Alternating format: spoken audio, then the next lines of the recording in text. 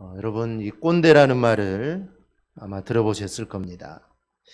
이 국립국어원 표준국어대사전에 의하면 이 꼰대의 뜻은 은어로 늙은이를 이르는 말이자 학생들의 은어로 이 선생님을 이르는 말이다라고 이렇게 정의를 합니다.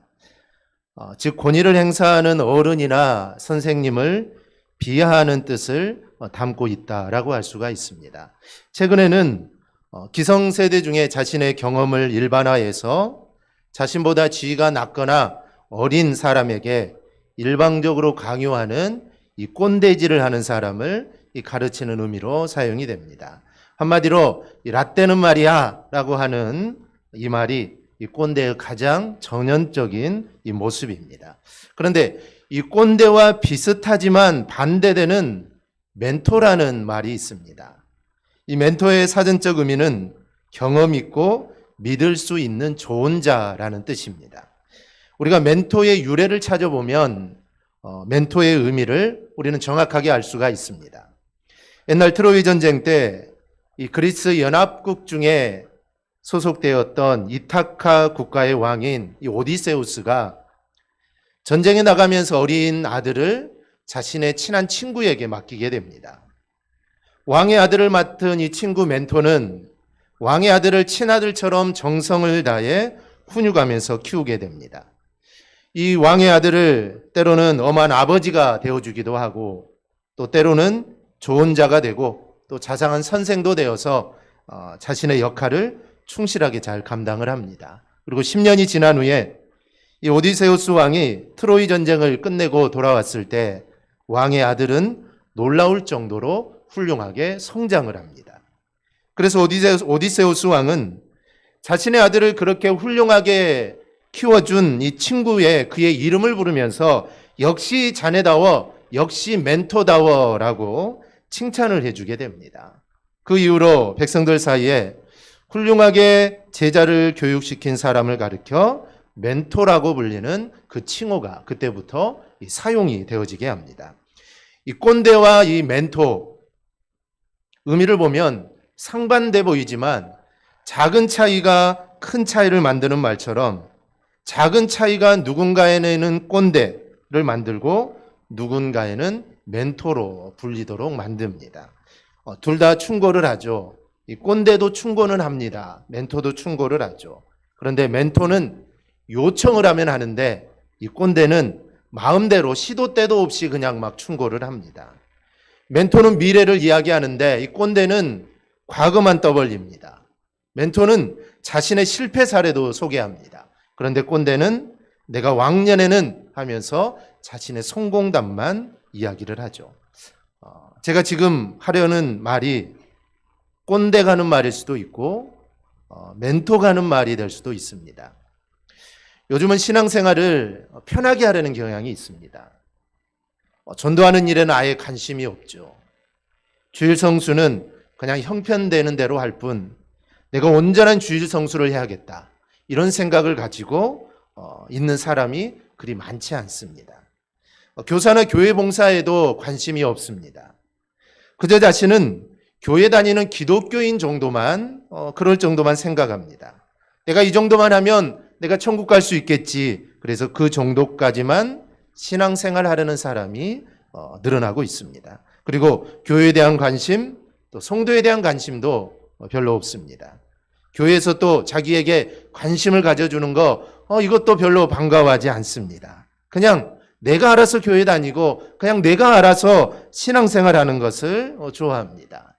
현대는 개인주의가 강하고 그래서 내 개인의 삶에 누가 관여하는 것을 싫어합니다. 우리 아이들도 그렇죠. 부모들이 자신의 삶에 관여하는 거 무지하게 싫어합니다. 이런 개인주의 성향이 많다는 것이죠. 그런데 신앙생활을 이렇게 하는 것은 절대로 이건 기독교가 아닙니다. 타종교는 그럴 수 있죠. 타종교는 충분히 그럴 수 있습니다. 그런데 기독교는 그리스도의 피로 맺어진 한 가족이기 때문에 당연히 관심을 가지고 함께 기도해 주어야 합니다. 자녀들이 자기에게 관심을 갖는 걸 싫어하고 터치하는 걸 싫어한다고 해서 부모가 모든 관심을 끊을 수는 없는 거죠. 가족이기 때문에 그래도 관심을 갖는 겁니다. 교회도 마찬가지입니다. 우리는 예수 그리스도의 피로 하나가 된 우리는 공동체입니다. 그러니 서로에게 관심을 갖는 거, 기도해 주는 거 당연히 필요합니다. 관심을 갖는 것이 불편하고 이게 싫은 것은 주의 일에 함께 동참하고 헌신하는 것이 귀찮기 때문입니다. 그냥 기독교인이라는 것으로 그냥 만족할 뿐입니다. 그러나 오늘 본문은 그런 형식적인 신앙이 아니라 삶에서 그리스도인이라는 표시가 나타나야 한다는 것을 우리에게 강조합니다. 즉 그리스도인이라면 무언가 나타나야 된다는 것이죠. 그것이 바로 흔적이라고 말을 합니다. 17절입니다. 이후로는 누구든지 나를 괴롭게 하지 말라. 내가 내 몸에 예수의 흔적을 지니고 있노라. 사도 바울에게는 예수 그리스도의 흔적이 있었습니다. 즉 이 사람이 예수라는 표시가 나는 그 흔적을 사도 바울은 가지고 있었다는 것이죠. 형식적인 신앙은 겉으로 보면 전혀 표시가 나지 않습니다. 세상 사람과 전혀 다르지 않습니다. 본인 마음속으로만 내가 그리스도인이라고 생각하기 때문에 누구도 알 수가 없습니다. 그래서 바울 사도는 그리스도인은 그런 형식적인 신앙이 아니라 삶의 모습으로 그리고 삶의 행동으로 그리스도인이라는 흔적을 가져야 된다라고 말을 합니다. 안디옥 교회는 그리스도인이라는 칭호를 받은 교회가 안디옥 교회의 성도들입니다. 그 전에는 예수 믿는 사람들을 그리스도인이라고 부르지 않았습니다. 그런데 세상 사람들이 안디옥 교회 성도들을 그리스도인이라고 부른 것은 그들이 예수 믿는 흔적을 가지고 있었기 때문입니다. 이 사람을 보면 이 사람은 예수 믿는 사람이구나. 그게 눈으로 드러났다는 것이죠. 즉 그들의 삶으로 그들의 행동으로 예수 믿는 모습이 드러났기 때문에 세상 사람들이 이 사람들은 그리스도인이다라고 이름을 붙여준 것입니다. 바울 사도는 열심히 믿음 생활하다가 복음을 위해 헌신하고 충성하다가 율법주의로 돌아서려는 갈라디아 교인들을 향하여 책망을 합니다. 당시 유대인들은 태어나면 8일 만에 할례를 받고 율법을 잘 지키면 하나님의 자녀가 되어 천국에 가는 것으로 그들은 생각을 했습니다. 그러나 바울 사도는 그런 형식적인 것, 즉 육체의 모양이 중요한 것이 아니라 너희가 헌신하고 충성하는 가운데 어떤 핍박이라도 달게 받을 수 있는 그 신앙을 요구하는 것입니다. 즉 충성하다가 핍박을 받는 과정에서 다가는 흔적이 너희에게 있어야 된다라는 것이죠. 어느 시대나 어느 곳에나 십자가를 지르는 곳에는 핍박이 있습니다.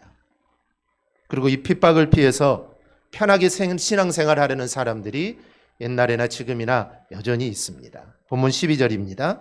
무릇 육체의 모양을 내려 하는 자들이 억지로 너희에게 할례를 받게 함은 그들이 그리스도의 십자가로 말미암아 박해를 면하게 할 뿐이라.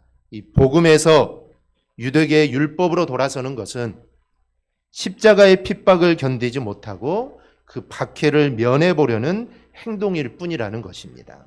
왜냐하면 그 당시 그리스도교는 핍박의 대상이었지만 유대교는 로마에서 인정하는 종교였기 때문입니다. 두 종교가 비슷하죠. 지금도 유대교와 그리스도가 기독교가 뭐가 다른지 잘 모르는 사람들도 참 많습니다. 같은 종교라고 말하기도 하고 유대교에서 빠져나온 분파라고 말하기도 하고 이렇게 말하는데 그 당시는 얼마나 심했겠습니까? 초기 단계이니 유대교나 기독교나 비슷합니다. 둘 다 하나님을 섬기죠. 유대교가 섬기는 하나님이나 기독교가 섬기는 하나님이나 다 똑같습니다. 그런데 유대교인들은 핍박을 받지 않습니다.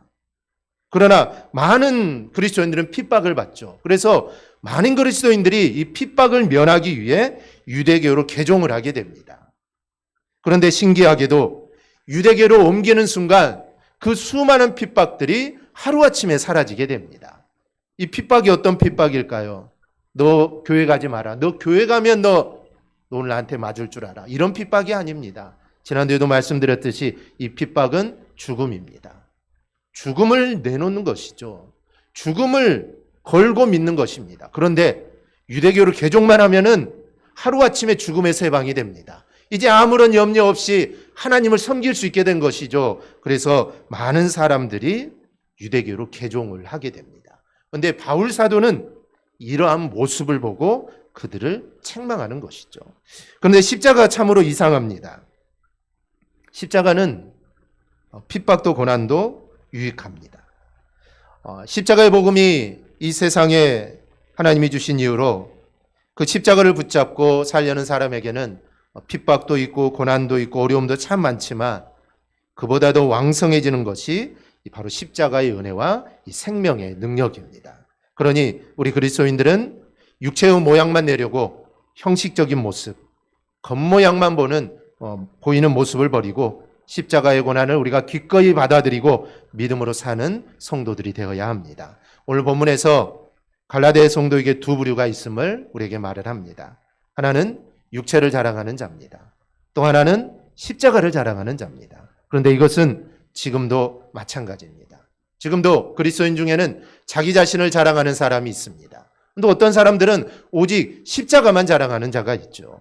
바울 사도는 육체를 자랑하는 자들을 책망하면서 오직 그리스도의 십자가만을 너희는 자랑하라 라고 말씀하고 있는데, 오늘은 이 두 부류의 사람을 살펴보면서 나는 어떤 사람인지, 나는 예수 믿는다고 하는데 나는 나를 자랑하는지, 내 육체의 모양을 자랑하는지, 아니면 나는 오직 그리스도의 십자가만을 내가 자랑하며 살아가고 있는지, 이 시간 내 자신을 돌아보는 그런 귀한 시간이 될 수 있기를 바랍니다. 첫째는 자신을 자랑하는 자들이 있습니다. 이스라엘 백성들이 가장 자랑하는 것이 있는데 이것은 할례입니다. 그렇다고 이스라엘 사람들만 할례는 하는 건 아닙니다. 그 당시 중동 그 지역에는 할례를 행하는 국가들이 많았습니다. 그런데 이스라엘 사람들은 할례를 정말 중요하게 생각합니다. 그것은 그들이 말하는 것만 봐도 알 수가 있습니다. 유대인들은 이방인들을 저주하거나 업신여길 때 이방놈들이라고 하지 않습니다.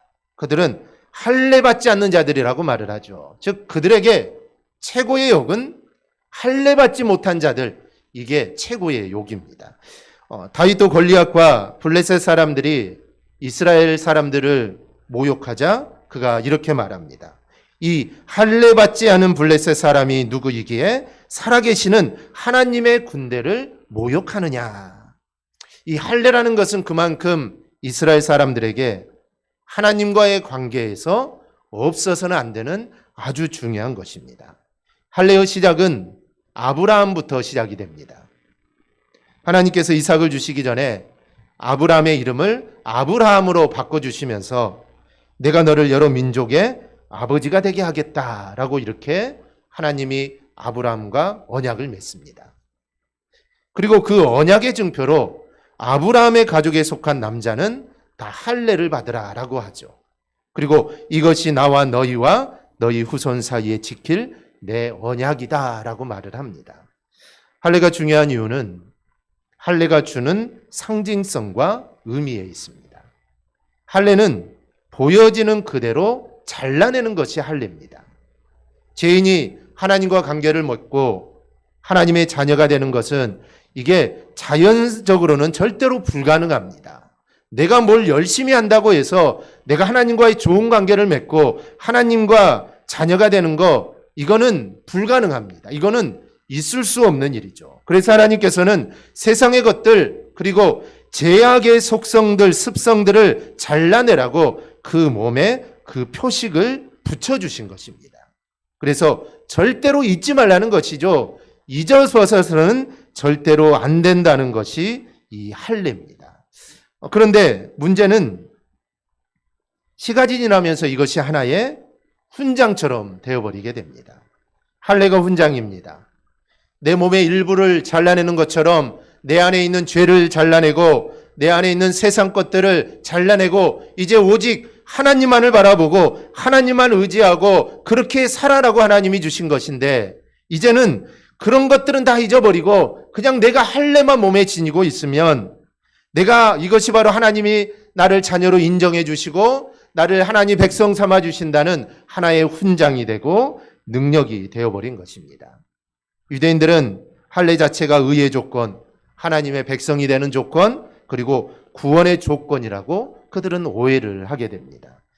실제로 유대교의 전승에는 사람이 죽어서 지옥문 옆에 앉았을지라도, 즉 천국에 가야 되는데 천국에 가지 못하고 혹시 지옥으로 가게 될 때, 그 지옥문 앞에 도달하게 됐을 때 할례 받은 사람은 지옥문 앞에 지옥에 떨어지지 않도록 아브라함이 책임을 져준다라는 이런 교훈이 있습니다. 그만큼 할례라는 것은 이스라엘 사람들에게는 정말 중요한 것이죠.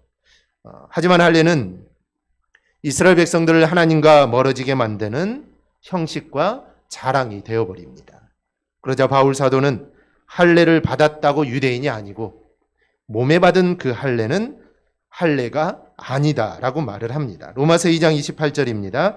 무릇 표면적 유대인이 아니요 표면적 육신의 할례가 아니다. 그리고 29절에서 이렇게 말합니다. 오직 이면적 유대인이 유대인이며 할례는 마음에 할지니. 즉 할례는 마음에 하라는 것입니다. 하나님은 당신과 사람들 사이에 하나님의 자녀임을 구분하는 것으로 할례를 언약으로 주셨습니다. 그래서 사람들은 할례 받은 것으로 하나님과 자녀됨을 강조했고 그것을 자부심으로 생각합니다. 그런데 문제는 그 할례만 자랑할 뿐 하나님의 자녀다운 행동은 나타나지 않았다는 것입니다. 그래서 하나님께서는 출애굽한 이스라엘 백성들에게 시내산에서 율법을 줍니다. 너희는 이제부터 할례를 자랑할 것이 아니라 율법을 지키라는 것입니다. 즉 율법을 지켜야 너희가 이제부터는 하나님의 자녀가 될 수 있다라는 것이죠. 그런데 이스라엘 백성들은 율법을 행한다는 것이 힘들고 불편합니다. 이게 얼마나 어렵습니까? 율법이 없을 때는 그냥 마음대로 살 건데 율법이 생기고 나니 이게 마음대로 살 수가 없습니다. 이 교통벽구가 없을 때는 사람들이 잘 지키지 않죠. 무단횡단하면 벌금이 8만 원이다. 생기기 전에는 사람들이 무단횡단을 많이 합니다. 왜냐하면 무단횡단해도 법으로 이게 불법이라고 없으니까 벌금도 내지 않으니 아무렇게나 하죠. 그런데 법이 제정된 다음에는 사람들이 잘 할 수가 없습니다. 걸렸다가는 이 벌금을 물어야 되기 때문이죠. 율법이 없을 때는 얼마나 자유롭습니까? 할례만 행하면 하나님 백성이 되는데 이제 율법이라는 게 생겨가지고 모세가 율법을 잘 지켜야 된다고 하니 이게 얼마나 불편합니까? 그리고 얼마나 힘듭니까? 그래서 그들은 눈에 보이는 할례만 강조하고 할례만 자랑하는 것입니다. 그래서 이런 인간의 악한 모습을 본 바울 사도는 할례는 몸에 하는 것이 아니라 할례는 마음에 하라. 즉 마음에서부터 악한 것들을 다 잘라내라는 것입니다. 예수님께서 사람을 더럽게 하는 것은 마음에서 나온다고 했습니다. 마음에서 나오는 것은 악한 생각과 살인과 간음과 음란과 도둑질과 거짓 증거와 비방이니. 이렇게 사람의 마음에서 있는 이 악한 생각들이 육체의 할례를 받는다고 이게 사라지는 게 아닙니다. 육체 할례 받는 것만 생각하고 율법은 지키지 않고 할례 받는 것만 자랑하면 너의 할례는 무할례다라는 것입니다. 그러면서 로마서 2장 25절에서 이렇게 말씀합니다. 내가 율법을 행하면 할례가 유익하나 만일 율법을 범하면 내 할례는 무할례가 되느니라. 율법을 행해야만 할례가 유익하다라는 말씀입니다. 여기서 행한다는 말은 현재형입니다. 현재형이 사용된 것은 습관적으로 계속해서 행하는 것을 의미합니다. 즉, 한 번 행하고 끝난 것이 아닙니다. 이것은 계속해야 합니다. 습관적으로 계속해서 죽을 때까지 계속해야 된다는 것이죠. 이는 곧 율법을 한순간도 어기지 않고 계속 지켜 행하는 것입니다. 그런데 사실 율법을 계속 행한다는 것은 이거는 불가능하죠. 불가능합니다. 유한한 인간으로서 율법을 어길 수밖에 없는 것이 우리의 현실입니다. 그러니 할례나 율법은 한계를 가지는 것입니다. 할례도 한계를 가지고 있고 율법을 지켜야 할례가 유효하다고 하는데 율법을 지키는 것도 이게 불가능합니다. 그래서 할례나 율법은 다 한계를 가지고 있죠. 그래서 이런 한계를 통해 이 모든 한계를 해결해 주신 주님을 바라보아야 한다는 것입니다.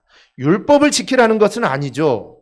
여러분, 율법을 어기지 않고 지킬 수 있으면 지키면 좋습니다. 그런데 안 됩니다. 이것은 불가능하죠. 그러니 그런 상황 속에서 이 모든 한계를 해결해 주신 주님을 바라보고 살아라. 이게 사도 바울의 말입니다. 그런데 우리도 육체의 모양을 자랑하지 않습니까? 화려한 목사의 가운, 장로라는 이름표, 권사, 집사라는 직분을 우리가 자랑하지 않습니까? 사실 그런 직함들은 모두 그리스도의 십자가를 자랑하게 하려고 주신 직분들입니다. 그래서 내 직분을 통해 우리는 하나님을 드러내야 하고 십자가를 자랑해야 하는 것입니다. 그런데 십자가를 자랑하는 것이 아니라 내 자신을 자랑하고 나의 신앙 경력을 자랑하고 있다면 우리는 이제부터 이 말씀을 기억하고 내 자신의 자랑을 우리는 십자가에 못 박아야 합니다. 그리고 이제부터는 오직 예수 그리스도의 십자가만 자랑하는 저와 여러분이 될 수 있기를 바랍니다. 요즘은 십자가를 자랑하는 사람들이 많습니다. 목걸이도 십자가요, 귀걸이도 십자가요, 집안 장식도 십자가, 차에도 십자가가 있습니다. 많은 곳에 십자가를 장식으로 나타냅니다. 내가 예수 믿는 자임을 드러내는 것이죠. 절에 다니는 사람이 십자가 귀걸이 목걸이 하고 다닐까요? 그러진 않겠죠. 내가 예수 믿는 사람이라는 것을 드러내기 위해 우리는 이 십자가를 사용합니다. 그러나 바울 사도가 십자가를 자랑하라는 것은 그런 형식적인 것을 말하는 게 아닙니다. 어쩌면 그런 식의 십자가 자랑, 내가 예수 믿는 사람이다, 내가 기독교인이다, 이것을 자랑하면은 과거 이스라엘 백성들이 할례를 자신의 자랑으로 삼았던 것과 이게 다르지 않습니다. 어쩌면 십자가가 현대판 할례라고 해도 틀리지 않을 것입니다. 십자가를 장식으로 달고 다니는 것, 이게 잘못된 건 아니죠.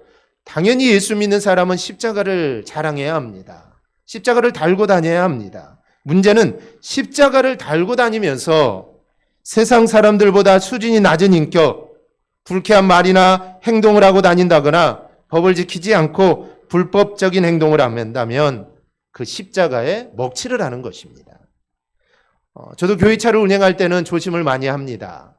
왜냐하면 교회차에는 이제 대강교회라는 교회 이름이 붙여져 있기 때문에 불법 유턴을 하거나 신호를 위반하면 교회가 역을 먹는 것이고, 대강교회를 아는 사람은 교회를 욕할 것이고 결국은 하나님을 욕먹게 하는 것이기 때문입니다. 그런 것뿐만 아니라 정말 내가 십자가의 목걸이를 하고 다니고 내가 십자가의 귀걸이를 하고 다니는데 내 말이 세상 사람들과 똑같다면, 내 말이 거칠고 내 말 속에 욕들이 많이 섞여 나온다면 그 말을 할 때마다 하나님을 욕먹게 하는 것입니다. 예수 믿는 사람으로서 해서는 안 되는 일이죠. 만약 우리가 이런 일들을 행한다면, 내가 십자가를 자주 드러내고 십자가를 사용하면서 우리가 이런 일을 행한다면 유대인들이 율법을 지키지 않고 할례 받는 것만 자랑하는 것과 이거는 다르지 않습니다. 그러니 그리스도인이라면 십자가를 달고 다니는 모습보다는 행실을 통하여 하나님의 거룩하심과 사랑이 많으심을 우리는 드러내야 합니다. 이것이 십자가를 달고 다니는 자의 십자가의 사랑입니다. 바울 사도는 빌립보서 3장 8절 9절에서 이렇게 이야기합니다. 또한 모든 것을 해로 여김은 내 주 그리스도 예수를 아는 지식이 가장 고상하기 때문이라. 내가 그를 위하여 모든 것을 잃어버리고 배설물로 여김은 그리스도를 얻고 그 안에서 발견되려 함이니. 이 그리스도의 십자가의 은혜를 깨달은 바울 사도는 이제까지 자기가 가장 귀하게 여겼던 것들을 이제는 해로 여겼다고 합니다. 심지어 그것들을 머리에서 다 지워버리고 배설물로 여겼다고 합니다. 배설물은 인분이나 식탁에서 떨어진 음식 찌꺼기를 의미하는 겁니다. 즉 바울에게 있어서 그리스도를 아는 지식 외의 것은 배설물에 지나지 않는다는 겁니다. 그는 그리스도를 얻음으로 모든 것을 잃어도 그는 기뻤습니다. 아니 도리어 그는 적극적으로 그러한 것들을 다 버리게 되죠. 그에게 있어 그러한 것들은 그리스도를 아는 일과 그리스도를 얻는 일에 해가 되는 장애물에 불과했기 때문입니다. 그러므로 우리들도 정말 모든 것을 다 상실한다고 해도 그리스도만큼은 우리가 소유해야 합니다.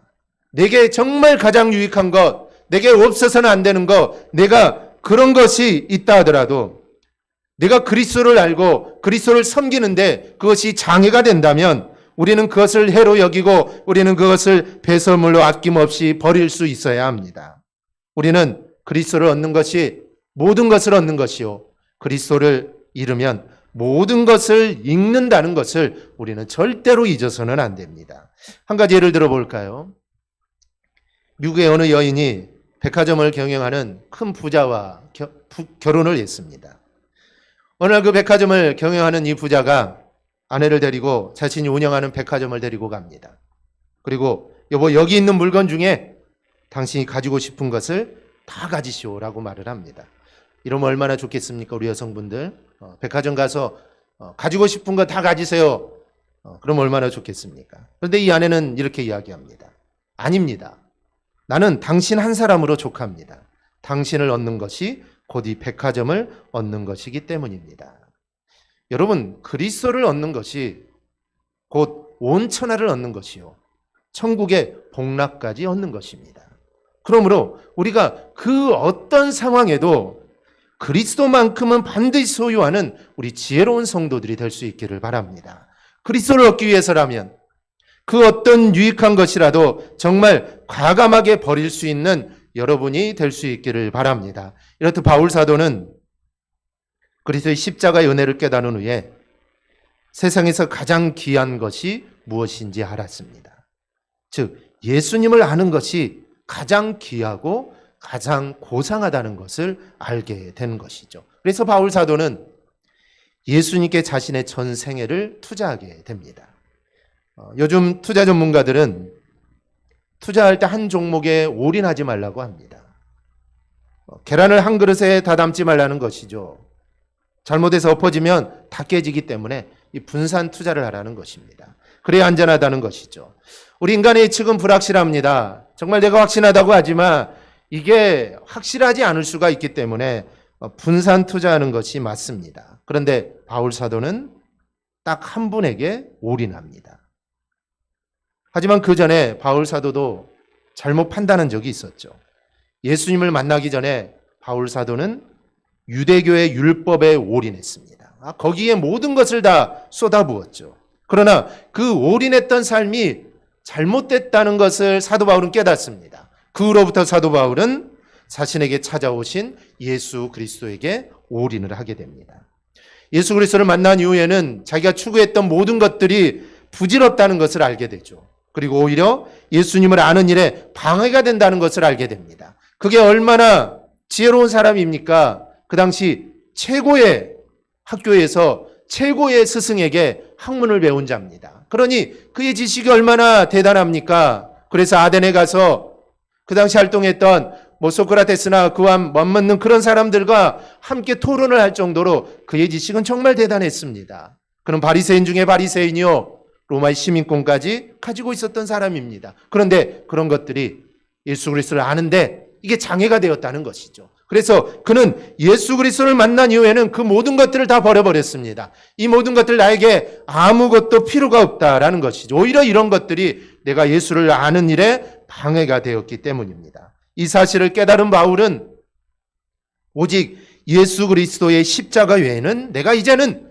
결코 자랑할 것이 없다라고 말을 합니다. 오늘 14절 우리 함께 한 목소리로 함께 봅니다. 그러나 내게는 우리 주 예수 그리스도의 십자가 외에 결코 자랑할 것이 없으니 그리스도로 말미암아 세상이 나를 대하여 십자가에 못 박히고 또한 내가 세상을 대하여 그러하니라. 아멘. 당시 유대교인들은 갈라데 교회에 들어와서 성도들을 율법주의로 되돌려 놓으려고 했습니다. 너희가 예수 믿어서는 구원받을 수 없다라는 것입니다. 할례를 받아야 된다는 것이죠.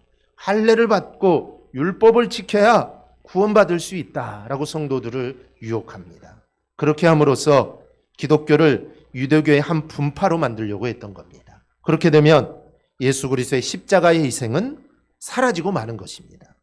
그래서 바울 사도가 갈라디아 성도들을 향하여 정말 너희가 해산의 아픔을 참으며 복음을 지켜서 예수 그리스도의 십자가를 자랑할 것을 말씀하고 있는 것입니다. 바울 사도는 고린도 교회에 편지를 보낼 때도 오직 십자가만을 강조합니다. 내가 너희 중에서 예수 그리스도와 그가 십자가에 못 박히신 것 외에는 아무것도 알지 아니하기로 작정하였음이니라.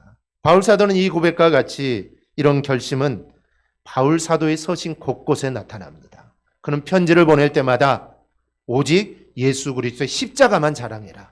다른 것 자랑할 필요가 없다. 오직 예수 그리스도의 십자가만을 자랑하라는 것이죠. 할례 자랑할 것도 없고 율법을 잘 지키는 거 내가 해봤는데 그거 아무것 필요도 없다라는 것이죠. 그런 것 자랑하지 말고 오직 예수 그리스도의 십자가만 자랑하라는 것입니다.